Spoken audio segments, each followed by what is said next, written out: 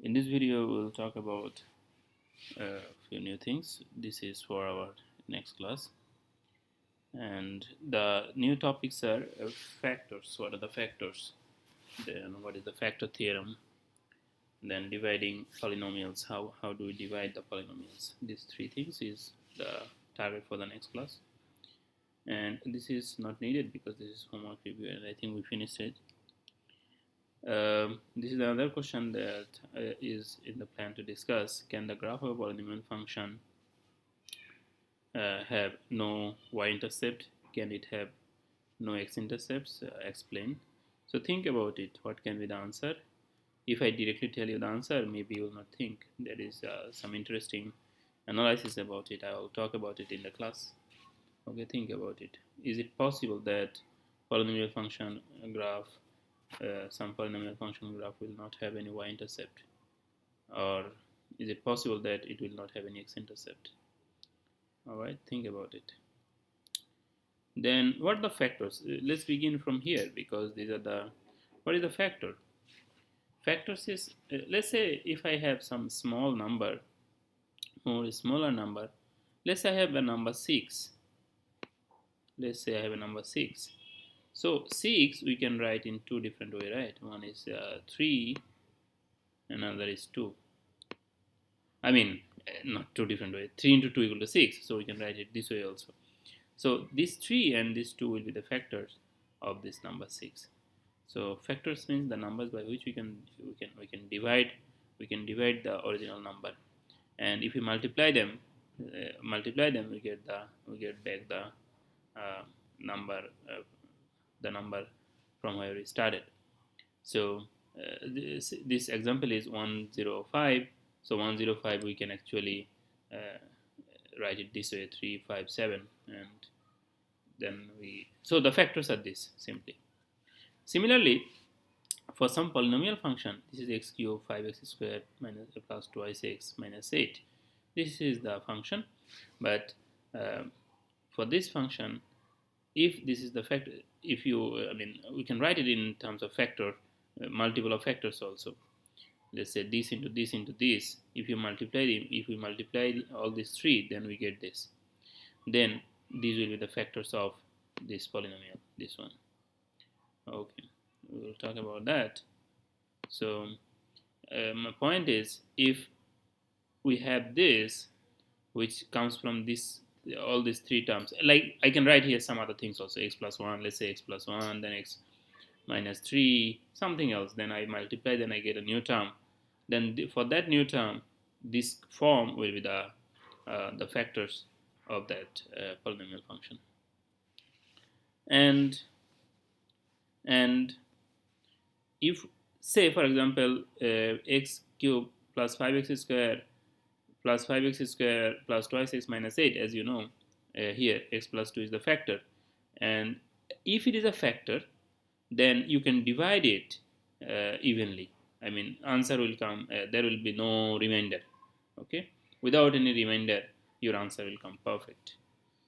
So the factors, the concept of factors is, say if you have a number, there are some other numbers smaller by which if we multiply, then we get back the previous numbers, then they will be the factors.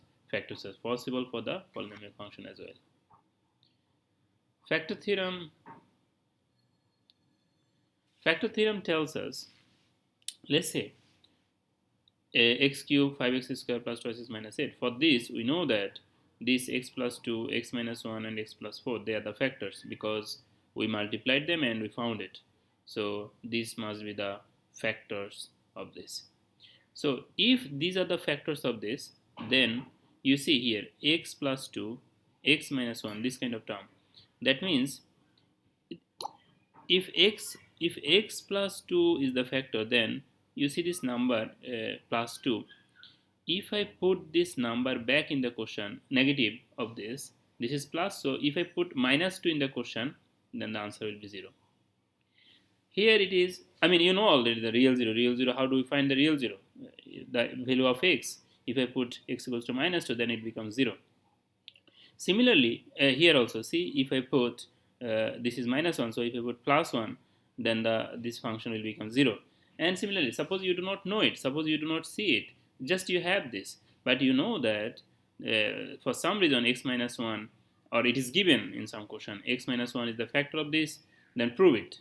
So then what you will do is, as you know that if it is a factor, that means this number, the number for which, let me take it. So this number, this x, we will look at, okay, what value of x makes the quantity 0? Plus 1. Then if you put plus 1 in the question, you will see the answer will become 0. And we can see it. See 1, here 5, 1 plus 5 equal to 6, and here 2. 6 plus 2 equal to 8, and there is minus 8. So 8 minus 8 equal to 0. So if these are the factors of this question, of this function, then we can look for the real 0. Then all the real 0 will make this question 0 again. The theorem is, if x minus c is the factor of some polynomial of f of x, then f of c equal to 0. See, this is a minus, and I have to put plus c. Or you can look at this also, this x also. This is x minus c. That means if you put plus c here, if we put plus c here, c minus c equal to 0. That means we have to put c plus c, positive c, to get it 0. So this is the rule, and yeah, that's another thing. See, this is we can say, for example, now this is the equation, this equation, and the real 0 is this one, 0, x equal to 0. This is the real 0 of real 0 means for this one, for the value 0, then it becomes 0, then 3, then 5. So if we have them, then we can actually write this function in some multiple form, which is like this. Because it is 0, so this is the x, and for 3 it is plus 3, so we will write minus 3. It is minus 5, so we will write plus 5 here. And why it is square? Why there is no square? Because for the last term, minus 5, the multiplicity is 2, so that's why we have a square here. But here the multiplicity is not mentioned, which refers to us that multiplicity must be 1. Then you have to determine, this is in class practice, we will do it in the class, so I will not tell you the answer directly right now, but I will tell you just you can actually do it all now also if you want. If you put, so how to determine that x minus 2 is a factor of this question? How do we know that is it a factor of this or no? See this, for what value of x this term becomes 0, and put it back here and put it back here. Check if this whole thing becomes 0 or not. If you put it back, this is as you know, plus 2. If you put plus 2 here, 2 minus 2 equal to 0. So put back the number here and do the calculation, and if the answer comes 0, answer should come 0. If you put it back, answer should come 0. And if it is 0, then it is a factor. That's a proof that this is a factor. Dividing polynomial. This is also one very important things, also very useful things actually for many reasons. See this. Let's say x cube plus 5x square plus twice x minus 8, x plus 2. We already have seen this. This one, if we divide it, x cube plus 3x minus 4, this one comes.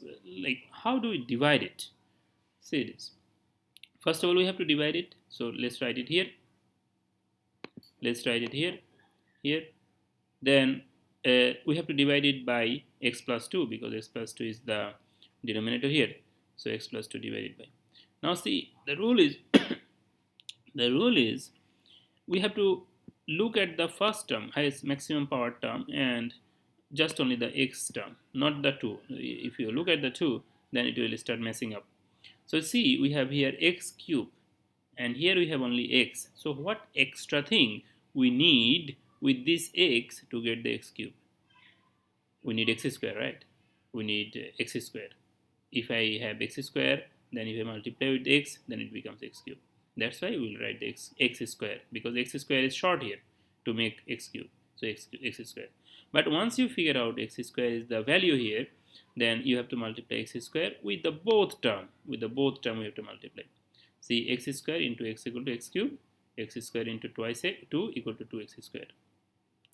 Now, according to the rules of division, we have to subtract the term, this down term, from this upper term. So if we do the subtraction, as it is minus, it is plus, so this term and this term will be cancelled out, and there is a minus here, so this term is actually minus, and 5x square minus 2x square equal to actually plus x square.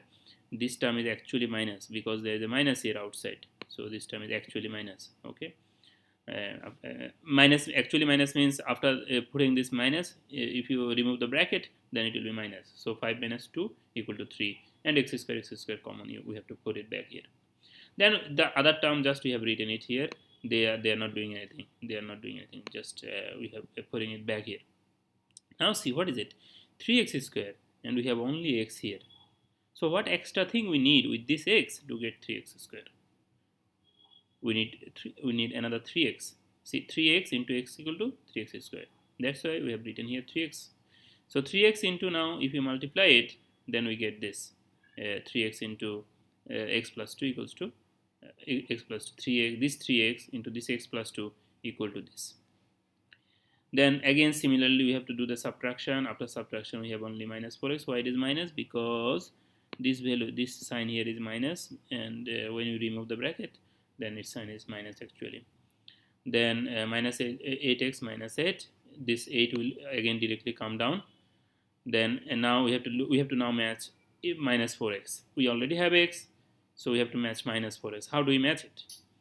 So you see, we need a minus here first of all, and we need a 4 here, so that means minus 4 we need here to get minus 4x. That's why answer is minus 4. What we need, always ask yourself, like, what we need here to get my maximum power term. Okay, maximum power term. What extra, what is missing there? Then you will have the answer. So when we multiply minus 4 into this term, we get this, and if we cancel out, then it becomes 0. That means this is the answer. This is the answer of this. The answer, this value is 0 means there is no remainder. Okay, and this value is 0 means this x plus 2 is definitely a factor of the actual question. This, like this question is a factor, this x plus 2 is a factor. Now let's discuss this new thing. This is a this one is a very interesting and slightly new thing, definitely I would say, for you all, maybe, or you may have some exposure with this. This is called synthetic division or shortcut division. Synthetic division, this is the name. This is called long division. This thing is called long division. This is the synthetic division. Synthetic division means, here you see we divided everything with x and other things, but here what we will do is we will just look at their coefficient. See, the coefficient here is 1, coefficient here is 5, coefficient here is 2 and 8. So we will look at them. This 1, this 5, this 2, this minus 8 is written here. From where this minus 2 comes? Minus 2 comes from this term. As you know, if x plus 2 is the factor, then we have x equal to minus 2, which will make the whole thing 0. So we write here minus 2, then we write all other coefficient of the original number. What we will do is we will then directly bring this number back, 1 back here. Then multiply. First thing what we did, after writing minus 2, 1, 5, 8, 2, 8, this is just the question. This is the question, and this is by which we have to divide. Okay. So first thing what we will do is we will directly bring 1 down, then minus 2 into 1. Minus 2 into 1 means minus 2. So we will write minus 2 here. This minus 2. Then see here 5. 5 minus 2 equal to what? 3, right? 3.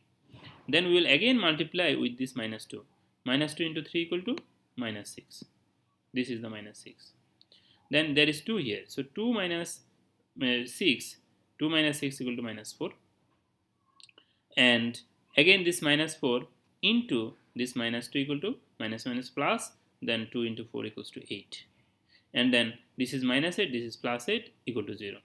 Here this 0 actually represents something. If at the end you get 0, that means after the whole task, that means this minus 2 is actually and this x plus 2 is actually actually a factor of the quotient. Anyway, always if it is a factor, always at the end 0 will come. This is another things that you can keep in mind. So now how we get this x square then plus 3x minus 4? This is also easy. We started with our maximum power is what? X cube, right? So x cube is the maximum power. Then that means this will be x square. It will start one less always. If the power is x cube, say x4, then this is x, then it will start with the x cube, kind of that. Always one less. This is started with x cube, so it will be x square, because we already divided one x. Already we divided x by x one time, so x cube gone, now it is x square. This way also you can think like what is going on here. Anyway, so see, this number is coming here, 1 is coming here directly, 3 is coming here directly, 4 is coming here directly. And so first term is x square, then x, then nothing, because x square x and we have no coefficient.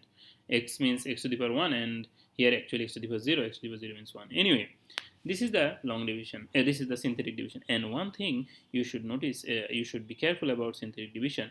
Synthetic division actually do not work. This will only work, let's put it this way, this will only work if here x power is 1, if the power of x is 1 here, this way, and also if all the coefficient here are integer. Okay, all the coefficients are integer and the power here is 1, then the synthetic division, that means this method will work. But this method is actually a more or less easier way for solving some maths.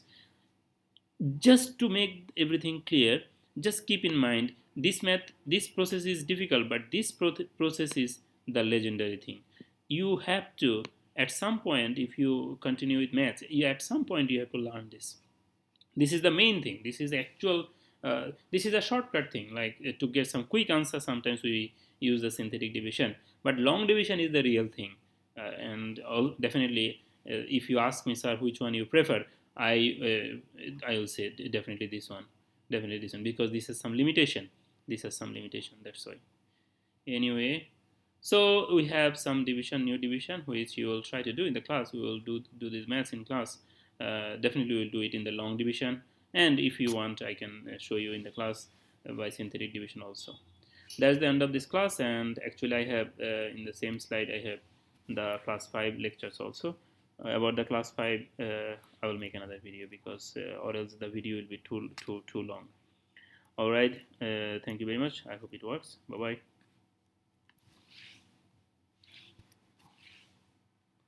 I have to press